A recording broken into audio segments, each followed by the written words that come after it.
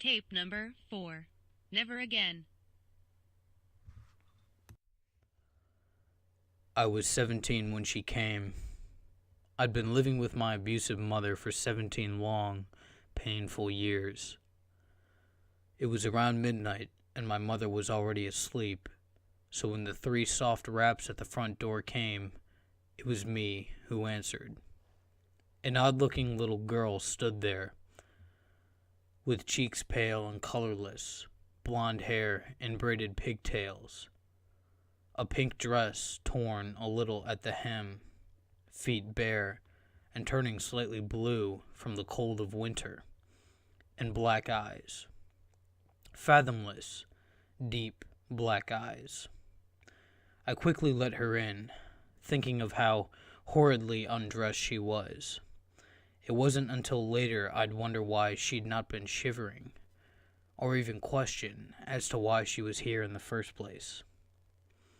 I got her into the living room, wrapping her little form in a thick afghan my grandmother knitted. She held it, though it didn't seem to affect her, and I smiled. "What's your name, sweetie?" A long silence passed, in which she stared at me. I was beginning to be discomforted by her black gaze when she parted her lips and spoke in a soft voice. "Lacey Morgan." I nodded, smiling again. "You can stay here tonight, Lacey," I said, motioning to the couch. She curled up in a little ball, black eyes still on me, and I exited the room. That night, I slept soundly, not worrying about my mother beating me or the strange little girl on my couch. When morning came and I trudged into the kitchen, I was greeted with a coffee mug to the shoulder. I gave a feeble shout of pain, staring at my mother. "What the hell did you do? Why is there dirt on the couch?" she shouted, confusing me greatly. Upon investigating, I found that Lucy had vanished, the only proof she'd been there being some dirt that must have fallen off her dress or feet. I took responsibility, earning myself a strong hit to my cheek, then left for school. While there, I heard something that sent chills through my spine. Lacey Morgan was found dead last night. I passed the day waiting for any more news on the subject, but found none. Upon arriving home, the news was broadcasting a live report on her, though.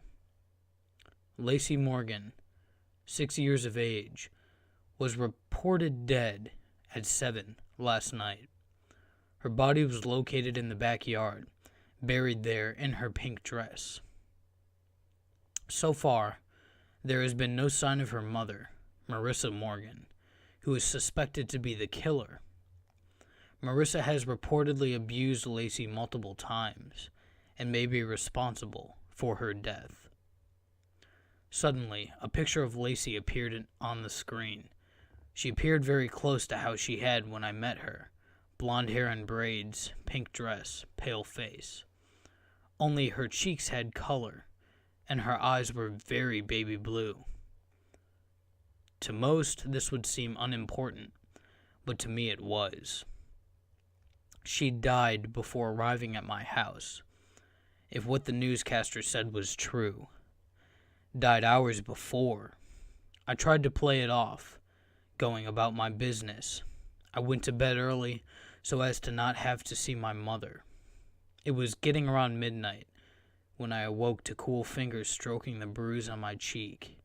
I sighed, leaning into the small hand. "Never again," Lacey whispered, before her hand vanished. Not 10 minutes later, I heard my mother screaming. I rushed into her bedroom, nearly fainted at what I saw. My mom was thrashing wildly on her bed, a small creature having buried its face into her chest. I could hear the sound of flesh tearing, and my mother's screaming increased in volume. I wished I hadn't gotten up. Later on, I'd told myself I hadn't, but I had. So when Lacey pulled back from the gaping hole in my mother's chest cavity, I had a plain view of her razor-sharp teeth, glinting in the light, glinting with my mother's blood. She smiled innocently at me for a moment, before swiftly tearing out my mother's jugular. That time I did faint. When I came to, I was in my bed. I walked to my mom's room, morbid curiosity getting the best of me. Upon opening the door, I found the room empty, the bed made neatly, as if my mom had never left for work early. The only oddities were the dirty child's footprints and the open window, showing that Lacey had, in fact, vanished. I never saw my mother again, and I never missed her either. I eventually got married, and we had a child together. I named her Lacey. Recently, I noticed the neighbor's daughter has all sorts of scrapes and bruises on her arms. I've started watching their home, and the other day I saw something odd. A little girl running barefoot through their backyard up to their back door. It was around midnight, so I couldn't be for sure.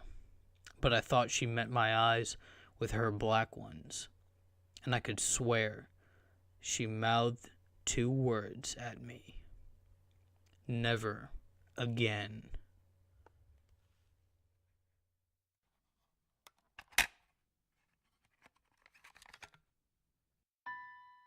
Thank you for watching. Make sure you subscribe to hear more of what I do here. If you like what you heard, make sure you give this video a like, as your support means everything to me.